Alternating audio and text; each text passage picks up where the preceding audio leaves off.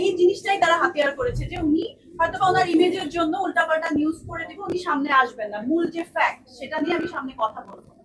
এবং ওনারা কিন্তু বারবারই বলেছে আমরা অমুক দিন বসছি, অমুক বসছি, সলভ করে দিচ্ছি, প্রবলেমটা সলভ করে দিচ্ছি, একে ফোন দিচ্ছি, ওকে ফোন দিচ্ছি, অনেক ফোন আসছে আমার কাছে। তো আমি তো এভাবে গোপনে বারবার বসে আপনাদের আজকে এই ডিসিশন দিচ্ছেন, কালকে আরেকটা ডিসিশন দিচ্ছেন, আমার যতদিন যাচ্ছে আমার লস হচ্ছে, আমার স্টাফদেরকে বেতন দিতে হচ্ছে, আমার বিলগুলো দিতে হচ্ছে, তাহলে আমি এটা নিয়ে আসলে কতদিন কন্টিনিউ করবো? তখনই আমি আর ওই যে মারামারি ওরা যে মারলো আমার একজন অপারেশন পার্টনারকে এবং আমার ম্যানেজারকে যে থ্রেট দিল, তারপরে আমি আসলে থানার স্বর্ণাপন্ন। আমি তো পুরোটা বলে দিচ্ছি, এর থেকে ফেক ফলস নিউজ কিছু হতে পারে না। আমার রেস্টুরেন্ট ভাঙচুর করেছে, আমার লোককে আমার লোককে মেরেছে এবং উনি হসপিটালাইজড ছিলেন 2-3 দিন। ওনার মাথায় ব্যথা পেয়েছে, চোখে ব্যথা পেয়েছে, ওনার সিটি স্ক্যান করতে হয়েছে, ওনার ডিফিকাল্ট একটা টাইম পার করেছে আসলে আমি সব দিক থেকেই। এবং মামলা আমার লাইফে এখন পর্যন্ত আমি কখনো কারণ আমি মামলাও করিনি, কখনো মামলা খাইনি, this is the first time.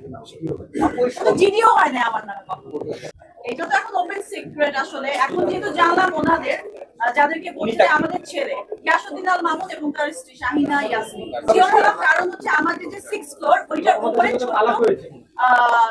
ওপরের 7th ফ্লোর আরেকটা আছে, ওইখানে ওই ছেলেগুলো একদিন কয়েকদিন ডেকে নিয়ে আমাদের লাইন অফ করে দিয়েছে। এবং ওয়ান গ্রুপের যে হারুন, সে অনেক থ্রেট দিচ্ছিল যে আমাদের মা, ওরা সবাই মা বলে ডাকে, আমাদের মা যেটা বলবে সেটাই হবে, সেটাই হাদিস। তো আমরা তো বিনোদনের কাজ করি, তো আমরা বিনোদনের একটি প্রসঙ্গে জিজ্ঞেস করতে চাচ্ছি আপনার যে আমরা কিন্তু আমরা নিয়ে যাচ্ছে পাচ্ছি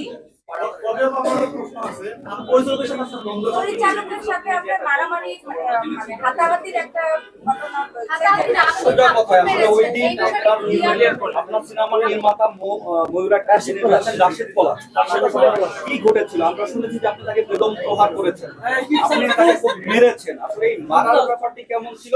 আসলেও মেরেছিলেন কিনা, কোথায় হয়েছে? আমরা আসলে এটার জন্য এসেছি, আপনি একটু দয়া করে বলবেন।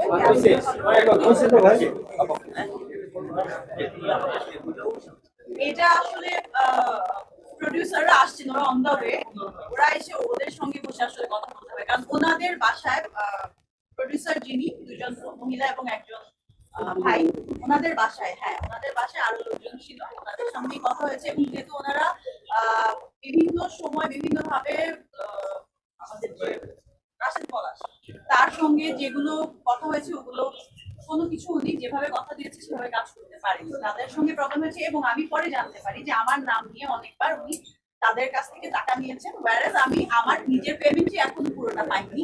আর বলেছে যে আমি এক্সট্রা পেমেন্ট করতে হবে, আমি আমার নিজের ছবিতে আইটেম গান করতে গেলে আমি নাকি এক্সট্রা পেমেন্ট চাচ্ছি। যেহেতু ওরা নতুন প্রডিউসার, আমাকে দেখে ইনভেস্ট করেছেন। ভাবি আসলে আমাকে, মানে ভাবির সাথে আমার অনেক ক্লোজ রিলেশন।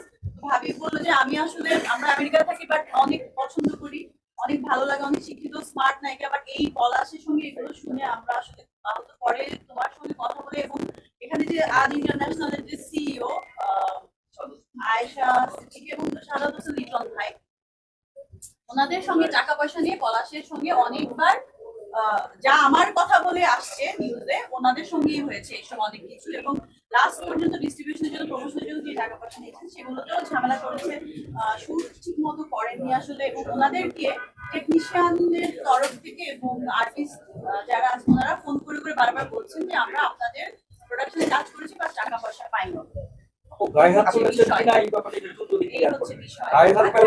ক্যামেরা